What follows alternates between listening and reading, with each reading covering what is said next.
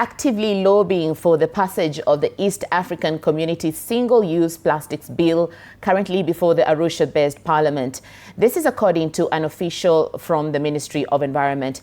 If the bill passes, it will increase efforts to enforce Kenya's ban on plastic bags, which took effect on the 20th of August 2017.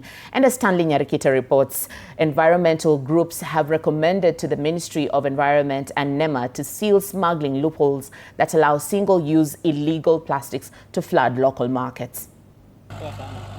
On the 28th of August 2017, the Kenyan government imposed a ban on single-use plastic carry bags, a historic milestone for the country that received global applause.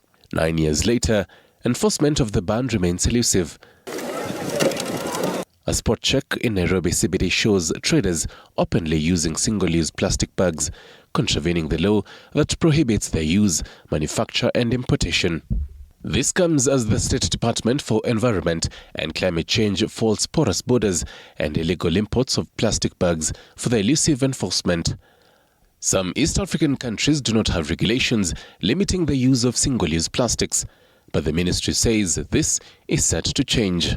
Through the East African community, there is a bill in the East African legislative in Arusha on having a unified ban on single-use plastics, and we believe that will help to solve the problem that we are having here in Kenya. However, environmental groups decry the fact that some alternatives to the banned plastic carry bags have also been non-environmentally friendly. The groups are now urging the Ministry of Environment and NEMA to implement a legal reuse and refill framework. The truth is we cannot recycle ourselves out of this process, out of this pollution. If that was true, then we will not be seeing all that plastic pollution across or in dump sites such as Dandora and others. The next challenge is to build upon the foundation and move decisively towards a culture and economy where where products are designed to be reused, refilled, repaired, and responsibly managed.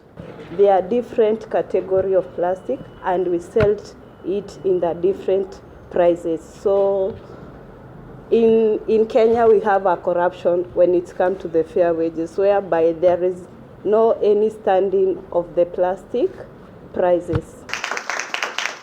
After receiving the policy recommendations from the groups, the Ministry of Environment is now expected to begin rolling them out gradually across the country. Stanley Nyarikita, TV 47.